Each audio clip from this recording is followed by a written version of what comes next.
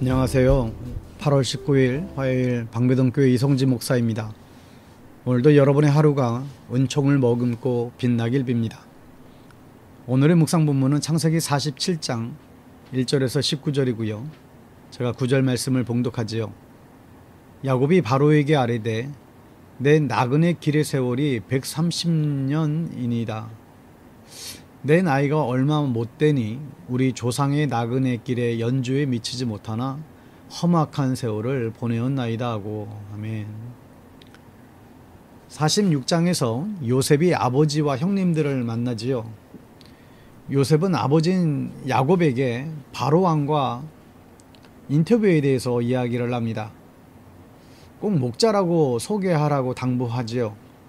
목자라고 하면 천한 사람들로 생각해서 이집트 사람들은 이심을 하지 않기 때문이었습니다. 드디어 47장에서 바로왕을 만나게 됩니다. 어떤 일이 벌어질까요? 2절에 보면 요셉은 형들 가운데서 5사람을 뽑아서 바로에게 소개하였다. 이집트에서는 5라는 숫자를 그렇게 좋아했다고 합니다. 그래서 사람을 면담해도 5명씩 넣어서 보냈습니다. 11명의 형제이기 때문에 5명씩 넣으면 곤란해지잖아요. 그래도 5명을 넣습니다. 4절에 보면 그들은 또 그에게 말하였다. 소인들은 여기에 잠시 머무르려고 왔습니다. 가나안 땅에는 기근이 심하여 소떼가 풀을 뜯을 풀밭이 없습니다. 그러하오니 소인들이 고센 땅에 머무를 수 있도록 허락하여 주시기를 바랍니다. 그리고 이제 사정을 말하는 것이죠. 가나안에 흉년이 심해서 소떼가 풀을 뜯을 수가 없노라고. 그러니 잠시 고센 땅에 머무르도록 해달라는 그런 간청을 합니다. 즉 처음에는 이민으로 생각하지 않았습니다. 7년 흉년 동안을 잘 버티려는 그런 계획이었지요. 그런데 하나님의 계획은 그들을 400년 동안이나 이민시켜서 한 나라를 만드실 계획이셨습니다. 7절에 요셉은 자기 아버지 야곱을 모시고 와서 바로를 만나게 했다. 야곱이 바로를 축복하고 나니. 참 이게 참 묘하죠. 바로가 야곱을 만났어요. 나이야 물론 야곱이 많겠죠. 누가 어른입니까? 야곱이 어른이 아닙니다. 지금 세계 최강대국의 왕이에요. 바로는 죽을 때까지 왕입니다. 그리고 바로는 신과 같은 존재였습니다. 죽어도 부활한다는 신이죠. 그래서 피라밋을 이집트에서 만들었어요. 이 부활할 집이라는 뜻입니다. 근데 보면 누가 누구를 축복해야 맞습니까?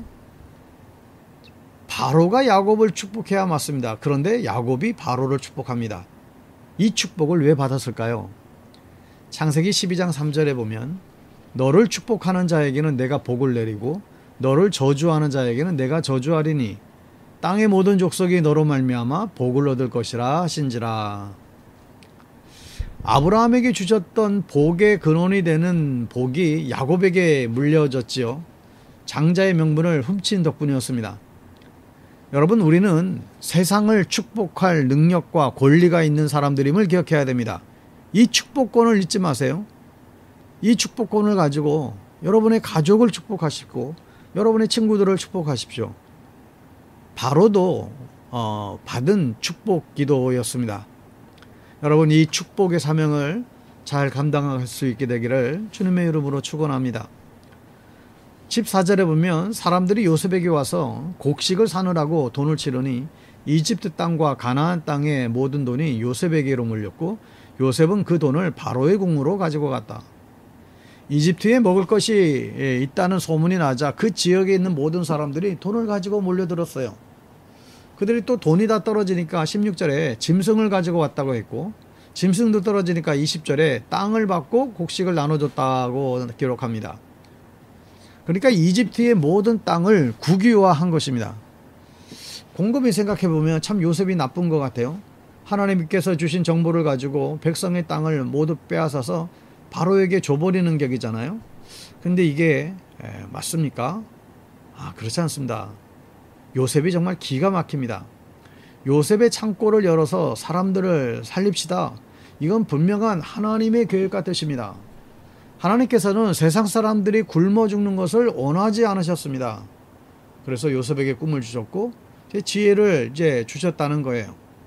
18절에 그 해가 다 가고 이듬해가 되자 백성들이 요셉에게로 와서 말하였다. 돈은 이미 다 떨어졌고 집짐승마저 다 어른의 것이 되었으므로 이제 어른께 드릴 수 있는 것으로 남은 것이라고는 우리의 몸뚱아리와 밭대기뿐입니다. 어른께 무엇을 더 숨기겠습니까?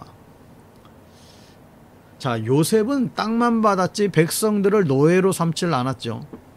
요셉이 제대로 욕심을 가졌다면 전 국민을 노예로 만들 수 있는 기회였을지 모릅니다. 요셉은 노예 출신이잖아요. 그러니까 노예의 삶을 너무 잘 알아요. 복수하려고 마음먹었으면 이게 진짜 기회죠. 보디발을 자기 노예로 부릴 수 있는 그런 기회였습니다. 그런데 요셉은 백성들을 사랑했습니다. 그러한 모습이 24절에 보면 곡식을 거둘 때에 거둔 것에서 5분의 1을 바로께 바치고 나머지 5분의 4는 당신들이 가지시오. 거기에서 밭에 뿌릴 씨앗을 따로 떼어 놓으면 그 남는 것이 당신들과 당신들의 집안과 당신들 자식들의 먹거리가 될 것이요. 아멘. 자, 소작농에게 20%가 많은 건가요? 소작을 안 해보셨으니까 대부분 다 모르실 수 있죠. 근데 보통 소작농은 반을 주인에게 바쳤다 합니다. 참 이게 땅 없는 서름 아니겠어요? 열심히 일해놓고 내가 수고했는데 정작 그걸 챙겨가는 사람은 주인이 따로 있는 것이죠. 게다가 풍년 때 거뒀던 세금이 20%였습니다. 요셉은 땅의 명의만 왕에게 이제 했지만 그러나 세금은 단 한 푼도 늘리질 않았어요. 참 요셉은 욕심이 없었습니다. 그리고 백성들을 정말로 사랑했습니다. 요셉은 세상을 먹여 살렸지요. 오늘날 우리는 이 요셉 같은 세상을 살리는 사람들이 되어야 될 것입니다. 여러분들도 요셉과 같은 꿈을 꾸십시오. 세상을 먹여 살리는 꿈을 꾸고 사는 저와 여러분 될 수 있게 되기를 간절히 바랍니다. 때로는 참으로 부름받은 하나님의 사람들, 그리스도인들이 아니면 이 세상을 구원할 사실 방법이 없습니다. 그러나 하나님께서 우리를 세상 가운데 보내셔서 또 그 세상에 그 억눌리고 또 그 깨어진 그 상황들을 회복시키라고 우리를 먼저 부르셨음을 다시 한번 깨닫게 됩니다. 오늘 하루도 하나님의 자녀답게 하나님의 백성답게 승리할 수 있게 되기를 바랍니다. 샬롬.